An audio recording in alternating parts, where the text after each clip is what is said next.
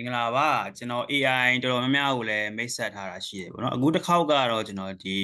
တော်တော်လေးလမ်းနေပေါ့နော်ဒီ clean လို့ပဲတန်ထွက်မလားပေါ့နော် clean AI လို့ပဲပြောပါတော့ဗျာအဲ့တော့ဒီ cleanai.com ဆိုတာလေကျွန်တော်ဒီ website ရဲ့လိပ်စာကိုလည်းဒီ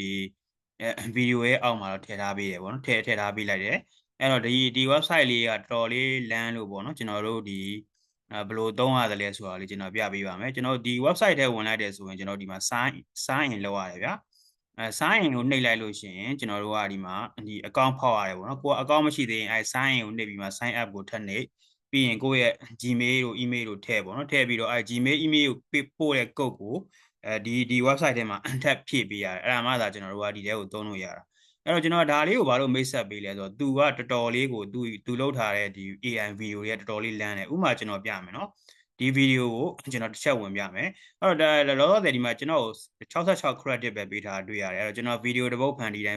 ဖြတ်သွားတာတို့နော် image ဖန်တီးတိုင်းဒါတော့24နာရီအတွင်းနော်အဲ့လိုမျိုးပေးထားတွေ့ရတယ်ဒီထက်ပိုလို့ခြင်းတော့ဒါဝယ်သုံးပေါ့ဗျာဒါထုံးစံအတိုင်းဒါကတော့ဘယ်သူမှတော့ကိုယ့်ကိုတော့လက်ကားမပေးဘူးပေါ့နော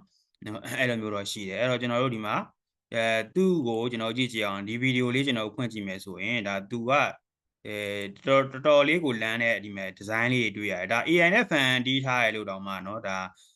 မယုံရလောက်အောင်ဒါဗီဒီယိုကထစ်နေလို့ပေါ့เนาะ line ကြောင်းဟိုဖြစ်နေလို့အဲ့တော့ဒီမှာဆိုရင် तू ကဗီဒီယိုတွေမဟုတ်ဒီဗီဒီယိုကိုဖန်တီးပေးတယ်เนาะဒီမှာဒီပါလ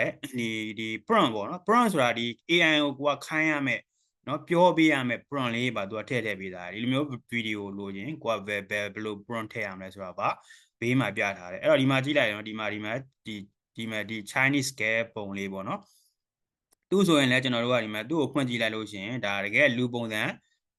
ပြချင်ပါတယ်ဆိုမှသူကဒီမှာ line ကနှေးနေသေးရေပေါ့ဒါမျိုးเนาะ play မနှိမ့်မိတာဖြစ်မယ်အဲ့တော့ဒါမျိုးလေးတွေပေါ့နော်ဒါမရဘူးဗျ line ချီနေရတော့ဒါပြလို့တော့မရတော့မိတ်ဆွေဘာသာကြည့်လိုက်ပေါ့နော်အဲ့ဒါပေမဲ့ကျွန်တော်အဓိကပြောချင်တာဒီမှာ prompt ပေါ့နော်ဒီဘေးက prompt ကဒီပုံထွက်လာစေတဲ့ဒီဗီဒီယိုထွက်လာစေတဲ့ prompt ပဲเนาะအဲ့တော့ကို့မှာ idea ကြီးတည်တံ့မရှိရင်လည်းဒီလိုမျိုးဟာလေး copy ကူးပြီးတော့ကိုကနည်းနည်းပြင်ထိုက်တာလေးနည်းနည်းပါးပါးပြင်ပေါ့နော်ကိုလိုချင်တဲ့အတိုင်းပြင်ပြီးတော့ခိုင်းလို့ရတာပေါ့ဒီမှာအောက်မှာကြည့်လိုက်ပါသူ့ရဲ့ဗီဒီယိုတွေကဒါတော်တော်လေးမိုက်တာကိုတွေ့ရတယ်ပေါ့နော်ဒါဆိုရင်ဒါခွေးလေးရေကူးနေတာဒီမှာကြည့်လိုက်တော့ဒါဒီမှာဒါဆိုဗီဒီယိုကသူ့ဟာသူ play နေလို့ဒါ AI ကထုတ်တယ်လို့တောင်မှနော်မယုံကြည်ရလောက်အောင်ပဲနော်အဲ့တော့ကျွန်တော်ကအဲ့တော့သူကဒီဟိုပါပေါ့နော်သူ့ရဲ့ prompt ကိုပဲ copy ကူးပြီးတော့ကျွန်တော်တစ်ချက်စမ်းကြည့်မယ်သူ့ prompt မှာဒီမှာကြည့်လိုက်ပေါ့နော်သူက Chinese scale လို့ model လို့ရေးတာကိုကျွန်တော်မြန်မာ model လို့ပဲပြောင်းလိုက်တယ်နည်းနည်းပါးပါးစာလေးပါလေးနည်းနည်းပါးပါးထည့်ပြီးတော့ပေါ့နော်ကိုထည့်ကျင်တဲ့စာလေးတစ်လုံးနှလုံးတော့ပဲထည့်လိုက်တယ်အဲ့တော့ဒါမျိုးလေးလုပ်လိုက်ပြီးတော့ကျွန်တော်ဒီမှာ image ဖန်တီးမယ်ဆိုတော့ကျွန်တော်တို့ image တွေဝင်ရမှာပေါ့နော်ဒါပေမဲ့ကျွန်တော်တို့ video ဖန်တီးတာဖြစ်တဲ့အတွက် AI video ကိုနှိပ်ဝင်လိုက်တယ်အဲ့တော့ကျွန်တော်ကူးထားတဲ့ prompt မှာပဲเนาะဆောစောကကျွန်တော် Chinese ကဲနေရာမှာမြန်မာကဲထည့်ပြီးတော့ prompt လေးတစ်ခုကိုကျွန်တော် paste ချလိုက်တယ် copy ကူးထားတဲ့အတွက် control B နဲ့ paste ချလိုက်ပြီးတော့ဒီမှာဒါဆိုရင်ကျွန်တော်ကဒါကိုဒီ video ဖန်တီးမယ်ဆို10 credit ကုန်မယ်ဗျာကျွန်တော်ကိုပေးထားတာမှဒီမှာ66 credit ပဲเนาะအဲ့တော့ဒီမှာဒီဝယ်သုံးတာနဲ့ဘာတွေကွာလဲဆိုရင်သူက standard mode ပဲရတယ် professional mode မရဘူးเนาะ professional mode ဒီကဝယ်သုံးမှရမယ် upgrade to premium ကိုနှိပ်လိုက်လို့ရှိရင်ဒီမှာမိတ်ဆွေတို့တွေ့နေမယ်တစ်နှစ်ပတ်လုံးဆိုရင်$60ပေါ့เนาะဒါဆိုရင်အဲ့လိုမဟုတ်ဘဲနဲ့ထားပါတော့တစ်လချင်းစီဆိုဘယ်လောက်ရမလဲတစ်လဆိုရင်သူက$5လောက်ပဲကြာမယ်ပေါ့เนาะအဲ့ဒါဆိုရင်ဒါ660 credit ဖန်တီးလို့ရမယ်ပေါ့เนาะစသဖြင့်နေသူကဈေးတွေအစားအစာရှိတယ်ပေါ့အဲ့တော့ကျွန်တော်တို့ကဒီမှာဒါ professional mode ကတော့ပို့ပြီးတော့ရှင်းပြောရင်တော့ကောင်းမယ်ဗျာ image ထုတ်တာရပြီးလို့ရှိရင်ဒီကျွန်တော်တို့အလကားသုံးတာဖြစ်တဲ့အတွက်5စက္ကန့်ပဲရမယ် professional သမားတွေက10စက္ကန့်ရမယ်ပေါ့နော်ပြီးလို့ရှိရင်ဒီမှာဒီဒါတွေကတော့ဒီ video ရဲ့ site တွေကတော့ထားပါတော့ကိုကြိုက်တာရွေးပေါ့နော်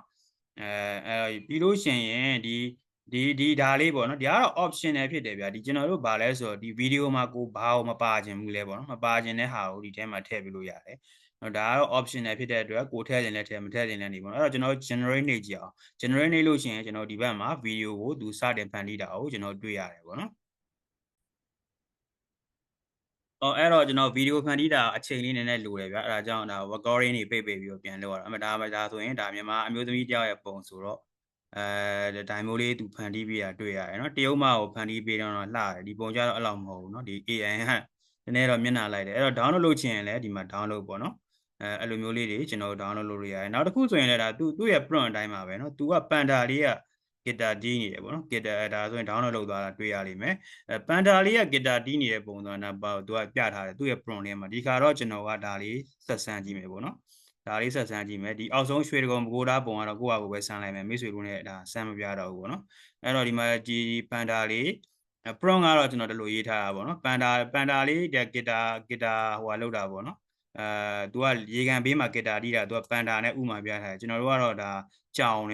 လို့ပဲထည့်ကြည့်လိုက်မယ်နော်ကြောင်လို့ထည့်ပြီးတော့ဒါသူ့ကိုထိုးကျန်တာတွေကတော့အတူပေါ့နော်အတန်းလေးလုပ်ပြီးတော့ကျွန်တော်တို့ဒါ generate နှိပ်ပေးလိုက်တယ်ပေါ့